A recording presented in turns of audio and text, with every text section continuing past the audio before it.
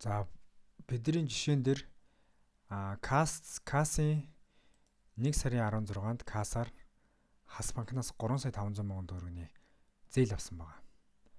За энэ зээлийн авсан нөхцөлд өмнө бүртгэлгүй компаниас зээл авсан нөхцөлд банкнаас зээл авсан нөхцөлд дансын хэрхэн үүсгэж хэрхэн бүртгэгдлээр хийж үзүүлье.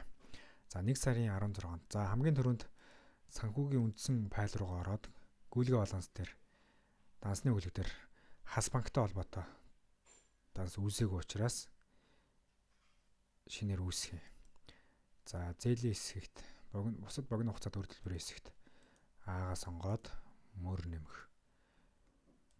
За гүйлгээ нутган дээр дансны нэрэн дээр Хас банкны зээл. За Хас банкны зээл маань өөрөө богино хугацаа зээл учраас санхүүгийн байдлын тайлан дээр очиод дансны ангиллаа харъя. Бусад богино хугацаанд үрдэлбэр рүү. За богино хугацаанд зээл рүү оруулъя. Тэгэх юм бол мөрийн дугаар нь комментээр 115 гэж харагдаж байна. За 110 мөрийн дугаараа 115 гэж өгөөд дансны дугаараа 320 202 гэж өгье. За Хас банкны нэр дээр зээлийн данс шинээр үүсчлээ гэсэн үг.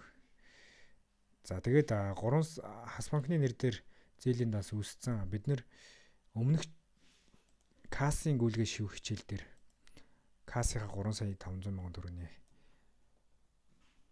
Касаар орсон 3 сая 500 мянган төгрөгийн орлогоо хэрхэн шивсэн талаар гарсан байгаа тийм. За тэр хичээл дээр гарсан учраас гүйлгээ шивэхгүй үлдээе.